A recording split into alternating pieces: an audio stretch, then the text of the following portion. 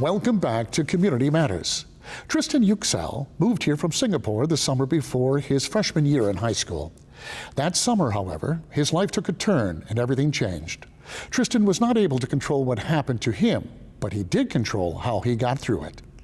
I was an active kid. I would go outside and play football with my brothers, shoot a basketball, all of that, typical teenager stuff. But one day, my bones started aching, especially in my legs. And I noticed that I wasn't able to do all the stuff that I normally was able to. 3 to 4 days later, I still had a fever and my bones were still aching. So we went to an urgent care, did some blood work. They said they'd call us back. A couple of days later, they referred us to UNC hospitals.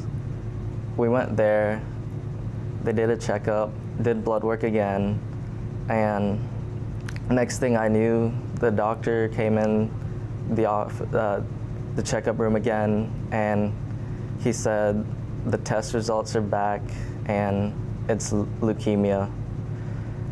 I felt really shocked because I was an active teenager and I wouldn't expect something like that to happen to me, especially right before school started my freshman year. It was a real shocker and it was a tough pill for me to swallow. Tristan's immunity was compromised, so he needed to be homeschooled for about a year. I was definitely missing out on the high school experience and being in class with friends, and instead I had to be on the computer doing my lessons. It was tough not having a teacher to really give you the lesson and figure stuff out on my own. Definitely it was tough not being able to socialize with other people my age, but I did have my family and their support. He also had the support of his teachers at school. One teacher in particular made that transition a lot easier. All the teachers I've had so far have been great, but if I'd had to pick one person, it'd be Miss McCormack, just because she's been there for me since the start, and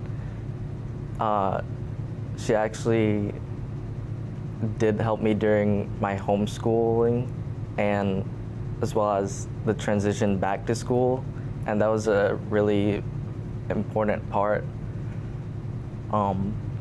And she's just always been an amazing teacher, an amazing person, very energetic. I saw a young man that was very determined. He wasn't going to let the condition that what he was battling through, he did not let that pull him down. I think it gave him drive to push even harder. I could tell that there were days that he didn't feel well, but we still continued to work. And he pushed through, did very well. As with all experiences, this one would impact the course of Tristan's future. So it definitely made me a lot more patient and resilient because there was no other way apart from adapting and overcoming it and just being strong no matter what, knowing that the light's at the end of the tunnel. I just gotta be patient, I just gotta push through. That's definitely changed my character because it's given me a new perspective on life. And it's also given me a very hands-on, very real perspective of the medical field because I've been in the hospital for a long time. And it's actually also kind of helped me refine the field of medicine I want to be in because I've always wanted to be a doctor, but I never really knew what I wanted to specialize in. But because of my diagnosis, I'm really passionate about pediatric oncology right now, which that is the study of childhood cancer. While I might not necessarily be that one person who finds the cure for cancer, just being part of it and being able to make a difference in that field would be a great honor for me. After graduation, Tristan's journey to medical school begins. So next year I'll be attending UNC Chapel Hill, and I'll be majoring in biology. And after that, I hope to go to med school to pursue my career as a doctor. I can see Tristan going through and doing some awesome things in his field.